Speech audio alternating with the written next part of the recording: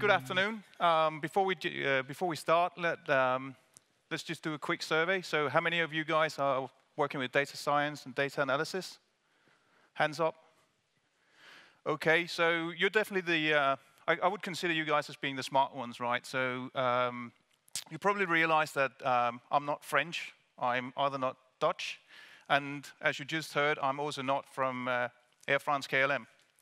So I'm from Talend, and what we've done in this case is we've actually helped these guys with a project around customer intimacy, which is about getting closer to your customers in terms of the services they buy and the experience they have. So as we don't have anyone French here or Dutch here that can actually talk to you about what they've been doing, we have a small video for you that we would like to start with that literally talks about the project. It is in English, so there should be a chance that you can understand it. So let's just try to fire that one off. Nowadays, we realize that not only do our clients expect to travel, they expect to travel how they like. When we ask our clients, the product only takes 10th place, far behind the notions of service. This kind of hyper-personalization is fundamental if we want to stand out from our competitors. Air France KLM serves 90 million passengers per year and 27 million Flying Blue Reward program members. The data explosion has been a clear game changer in the last few years, owing especially to social media. Air France KLM has 16 million fans on Facebook and 3 million Twitter followers. Air France KLM's biggest challenge was to re-centralize all client information, to be able to share it with all Air France KLM group agents. We implemented a big data platform developed in-house on Hadoop. To create a 360-degree view, we introduced a special system intended to organize this data platform and address data management challenges. We send up to 1 billion emails to our clients each year. We've implemented a complete data quality policy to verify the quality of our data with Talend Data Quality. We correct up to 1 million data entries per month with this tool. The issue of data security is also raised, since we process some of our clients' personal data, and this data must be protected. Data masking consists of anonymizing a part of the client data for analytical needs. We also implemented new tools to be able to share information with Talend Metadata Manager, which now enables us to determine where data is located, where it's coming from, and where it's going, 10 times faster than before. Our goal, by compiling all our clients' data, is to reassure them throughout their entire trip with us. We will start from home, where, by geolocating them, we will let them know how much time they need to get to the airport. When clients reach the airport, their gate may have changed. They will automatically receive a Facebook Messenger message informing them of the new departure gate. By using geographical positioning for the luggage, we will systematically give them information that will allow them to know where their luggage is located.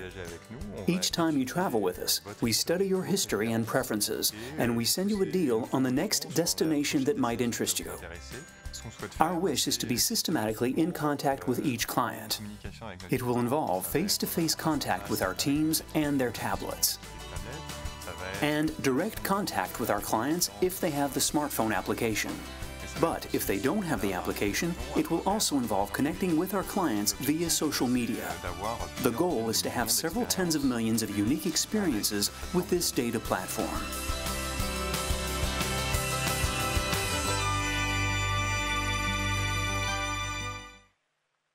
So that was a word from France and Holland in terms of how these guys have actually dealt with the task about getting closer to their customers.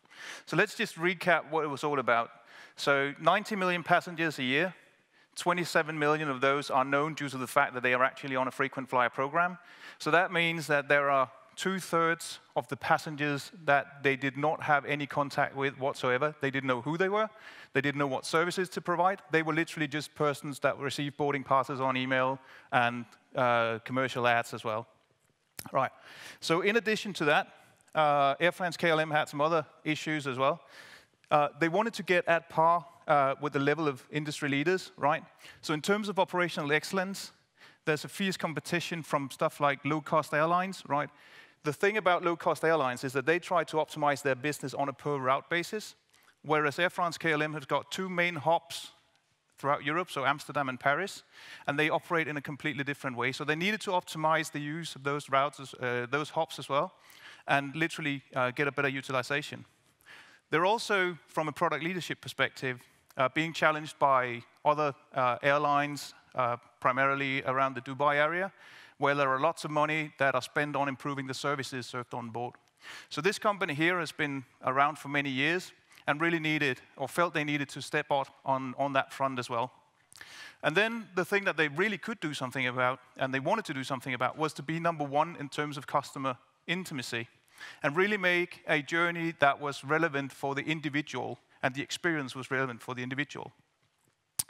So the way that they did that was actually to start identifying who are the customers that they're working with, right? And I'm not saying all of you guys have the challenge, but these guys have a number of different sources of information that they would actually need to work with. The customer DB, travel DB, loyalty program, so on and so forth. And they really needed to clean that data. And first of all, try to figure out a relationship, or which type of relationship they had with the customer, right? So even though all of the travel rules says that you have to check if your name is spelled correctly on your boarding pass and so on and so forth, there are still people that mistype their information when they get a boarding pass, when they type in a form for marketing material, so on and so forth.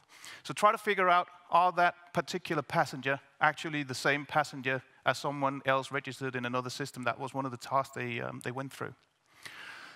They also wanted to look into recognition, so trying to identify the actual individual, what preferences they have, what travel experience they're looking for. And at the end of the day, they had to figure out a way to store all of this customer referential information, which was cleaned, washed, identified, and we figured out what type of experience these guys wanted.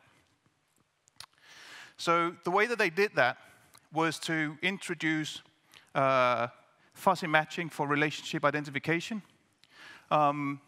Without this being a sales speech about Talend, they're utilizing some of the mechanisms that you can see here to the top left corner to try to figure out if a person, if a specific person is the same person.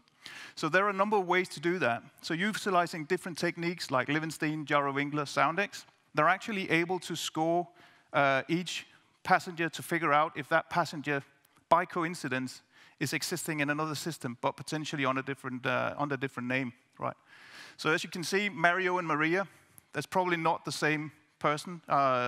It's 2 different genders that we're talking about. But if you look at the top row, Marie-Laure, that could potentially be the same person as the one with the dash in the middle, right? So what they did here was to automate that entire cleaning process of matching information, making sure that a specific person, compared to their name, compared to the date of birth, the city they live in, so on and so forth, would actually be the same person. And hence, they could start driving specific experiences towards those individuals. So this stuff helped them in terms of, first of all, recognize frequent flyers in the first place, right? So if someone forgot to put in their frequent flyer number, they're actually able to match that information anyways, because they have them in the frequent flyer system. And based on all of these different techniques, they could then figure out if a specific person was actually the other person to a very large extent. They're also easing up the operational processes around notifications, check-ins, claims, and so on. They're accelerating case resolution, right? So direct access to customer travel and irregularities. So figuring out what's the actual experience that a particular customer is looking for, and what information do they need when they actually go out and travel. And then the very last one, get closer to these individual customers to, again, drive the experience that they actually have. So 3 main areas were the outcomes of this. First of all, they're now able to focus on customer context. So what's relevant for that individual person, right? You saw that in the video with the app. Right, so if you checked in luggage, you'll get a notification on your app that your luggage is just about to be delivered.